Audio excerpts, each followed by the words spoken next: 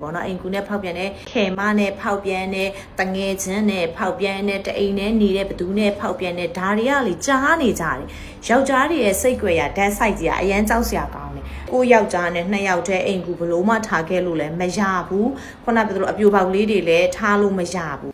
ကိုယ့်ရဲ့အိမ်ထဲကယုံကြည်ရတဲ့သူကကိုယ့်ရဲ့အိမ်တော်မျိုးကိုဖျက်ဆီးမဲ့ဓမြောင်တစ်ချောင်းဖြစ်လာနိုင်တယ်ဆိုတာကိုသင်တွေ့ဘူးပါသလား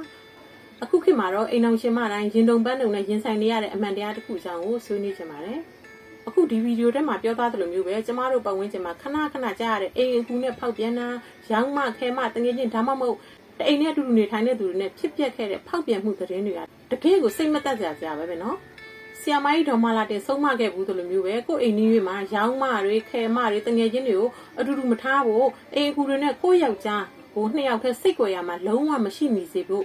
တတိထားရမယ်လို့သူကမှားထားပါတယ်ယောက်ျားတွေရဲ့စိတ်ကြွယ်ရတတ်ပြီးစားအချိန်မရေးစိတ်ရိုင်းဝင်သွားနိုင်တ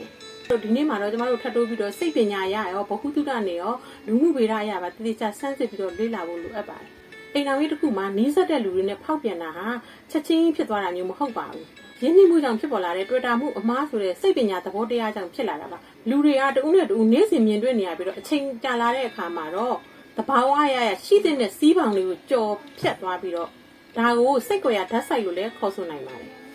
တဏှာစိတ်ဓမ္မမဟုတ်စိတ်လိုလိုက်မထိန်ချုံနိုင်တဲ့ဗီဇဟာလူသားတိုင်းမှာရှိနိုင်ပေမဲ့စိတ်ရိုင်းဝင်လာတဲ့အခါမှာတော့သွေးသားရင်းချစိတ်တွေပျောက်ကွယ်သွားတတ်ပါတယ်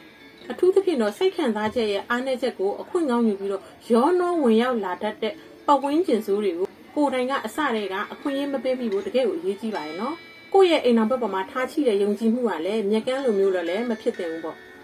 မျှော်မြင်မှုရှိနဲ့စောင့်ရှောက်ရမယ့်အရာဖြစ်တာမို့လို့စိတ်ချရတဲ့လူမှုစည်းဝိုင်းကိုစနစ်တကျတိစောက်ထားဖို့တော့လိုပါတယ်အိမ်တော်ရဲ့အကျက်တဲ့အများစုကကိုယ့်ရဲ့ကိုယ်ပိုင်လုံခြုံတဲ့နယ်ပယ်တွေကိုသစိမ်းတွေကိုအလွယ်တကူဝင်ယူခွင့်ပြုလိုက်ရနေပြီးတော့အစပြုတာပဲဖြစ်ပါတယ်ဒါကိုအမျိုးသမီးတွေသတိထားဖို့တော့လိုပါတယ်လူတယောက်ရဲ့စိတ်ဓာတ်ဟာအချိန်နဲ့အချိန်ခါပေါ်မှာမူတည်ပြီးတော့အချိန်မီပြောင်းလဲသွားနိုင်တဲ့အတွက်မို့လို့ဘလောက်ပဲရင်းနှီးတဲ့သူဖြစ်ပါစေ